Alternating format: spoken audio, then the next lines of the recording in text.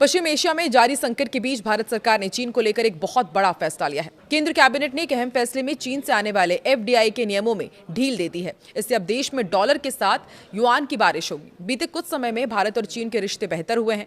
विश्वास बहाली के लिए दोनों देशों ने अहम कदम उठाए हैं।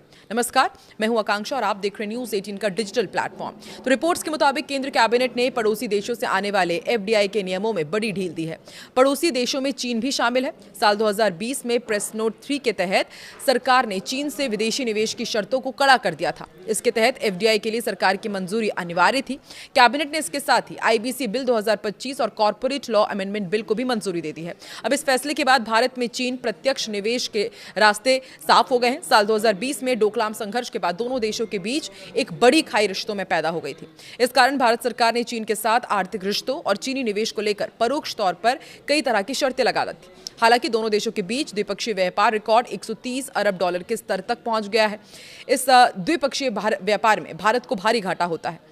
ये घाटा करीब 100 अरब डॉलर का है। चीनी निवेश के संदर्भ में ही भारत सरकार ने 23 मार्च 2022 को एक आदेश जारी किया था। इसमें कहा गया था कि भारत के साथ जमीनी सीमा साझा करने वाले देशों से आने वाला कोई भी निवेश केवल भारत सरकार के रास्ते ही आएगा। इससे सीधे तौर पर चीन ने आने वाले निवेश को लक्षित माना गया। उस वक्त चीन के साथ एलओसी पर तनाव चरम पर था।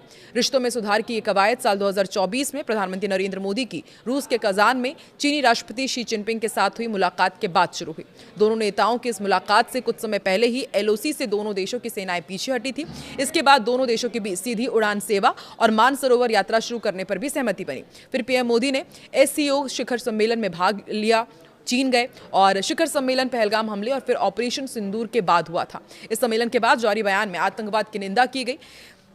इससे भारत सरकार की एक बड़ी कूटनीतिक जीत बताई गई, क्योंकि ये बयान चीन की धरती से आया था। हालांकि उसमें सीधे तौर पर पाकिस्तान का नाम तो नहीं था। इसके बाद पिछले दिनों भारत में आयोजित एआई समिट के घोषणा पत्र का चीन ने समर्थन दिया।